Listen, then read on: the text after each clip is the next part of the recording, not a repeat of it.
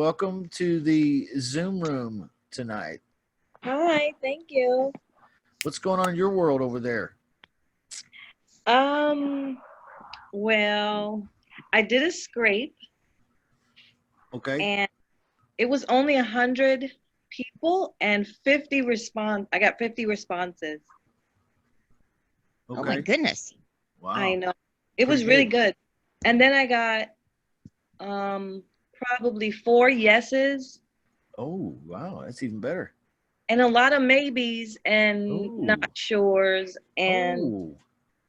and then I actually called, of course you call the yeses, right? So I called the yeses on Sunday and it was unbelievable. That was the first time I heard a motivated seller. I know what it sounds like. Oh my gosh. Tell me now, what Yeah. is it like when you're on the phone with an actual motivate, not just any homeowner, but a real motivated. I've never heard this story. You haven't told me. I just want you to tell me there, because it sounds like there's a difference. Oh my God, so different.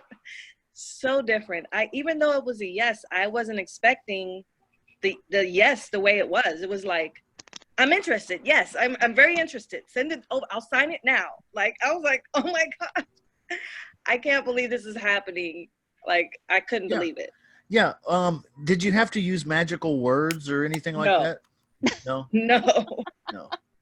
No. So you, am I to understand? You just called this person because you got a text lead on automated REI, and you called Yeah. them. You didn't use any of the magical words that I taught you, and yet. Oh.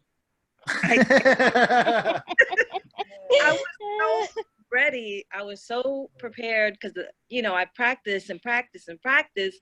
But when I got on the phone with these few people, it was at least 3 of them that were really motivated. I couldn't believe it, back to back to back, and I was shocked that I really didn't have to say much. And yeah, I sent. But the funny thing is that it took me so long because I didn't know how to send the paperwork through dotloop. So it took me like a whole day to figure out dotloop. Yeah. So I sent one when I figured it out at the end of the day. I sent one yesterday and then I sent 2 today. So, and then we text back and forth. So I'm still waiting on them to send it back. Okay. So yeah, it's different. It's really different. I said that sounds like it's so different. It's That's really incredible. It's incredible. So can we hear about the deal? Oh, then like the numbers? Yeah. Let's see. One of them was a 2-2 and it's a lease option and it's like 152,000, but honestly, I think I'm gonna have to amend it and go back because Michael was really helping me with the comps, and he told me that one. He said, Vanessa, you know what? This guy was so motivated. You should have just said to him, would you just sell it for what you owe if you can get rid of it, And Boom. I wasn't thinking I should have done that because he was really that motivated. I could have said that to him. But I was just so stuck on, oh my God, he's motivated that I kind of got stuck there. But he's still motivated. So I think I'm going to somehow figure out how to amend that, how to talk to him and tell him. Because I did send him the comps. I sent those to him too. So I'm going to have a conversation with him and tell him, look, I can't keep it that price because it just doesn't make sense. The comps are not, I think the comps were like the high ones were like 137 and he wants 150.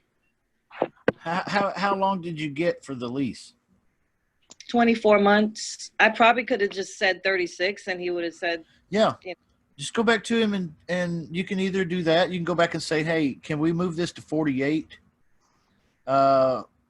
months and go for that and then fall back to 36 and if you need to.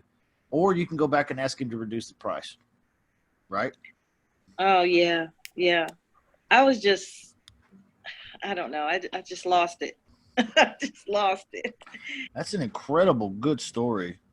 Very good. Yeah, I know. Congratulations to you on Well, that breakthrough. yeah, because I haven't gotten any contracts back, so I don't want to Well, celebrate that. well, I want to celebrate it that you had a big breakthrough in what it feels like, and your knowledge and experience has really gone through the roof now. Um, as far as them not closing up on the documents yet, let's talk about that for a minute.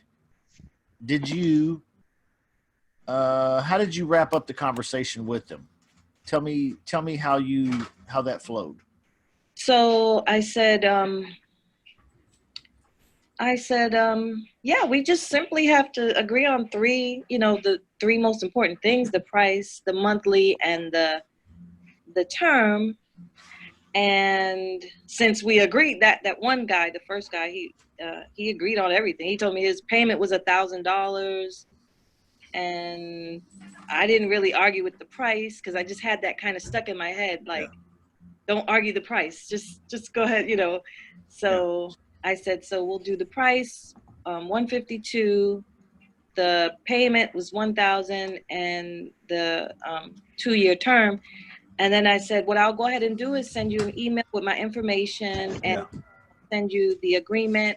You sign it, you read through it, sign it, send it back to me, and then I'll give you a call back so we can discuss, come out and take a look at the place. Yeah. Hey, great job. Now, what I recommend doing is when you agree to send out a document to a homeowner and they say, yeah, send it out to me. My email address is blah, blah, blah. And you say, okay, well, it's coming to you through .loop. You can review it. You can sign it right there in your email, all electronic. Everything is good that way. It should be easy and convenient for you. Now, when I send this over to you, it's likely that you'll have a question or two because, it is an agreement and, I would probably have a question or two. So can we set an appointment for this evening at 6:30?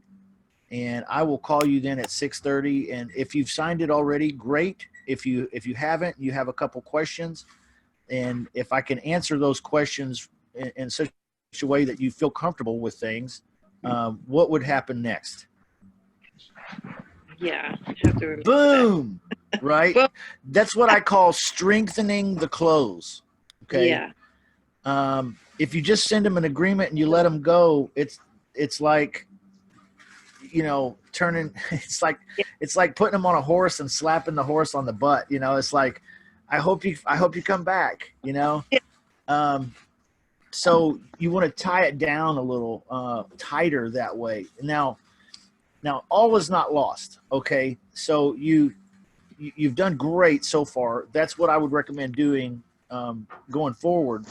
But now, what you should do, in my opinion, is what, Rick? What should she do? Rick, can you tell us what she should do? You know what I'm about to say, Rick? What should she do with these contracts she sent out 2 or 3 days ago, and she hasn't gotten them signed? What should she do first thing tomorrow morning? Well, I sent 2 today and 1 yesterday. Okay. In the morning, first thing in the morning, Rick says, call them. Exactly right. Call them. Yes, call them first thing in the morning. Now let's role play that conversation. Okay. Let's role play what that phone call is going to sound like, because this is the closing call. Okay. You got so close to closing them the other day, but or today, but they haven't signed yet. If they haven't signed by tomorrow morning, and the couple you sent out today may sign tonight, who knows, right? So unless you've told them, hey, I'll give you till Friday or something like that, which in my opinion would be a mistake, but you should call them, follow up, okay? Because you're a busy businesswoman, you're a real estate investor, you're into making money and doing business when? Today. Absolutely today. So you're going to call with this fervency, with this urgency, and with this calm aggressiveness. Okay? Calm aggressiveness. Nah. Shut up.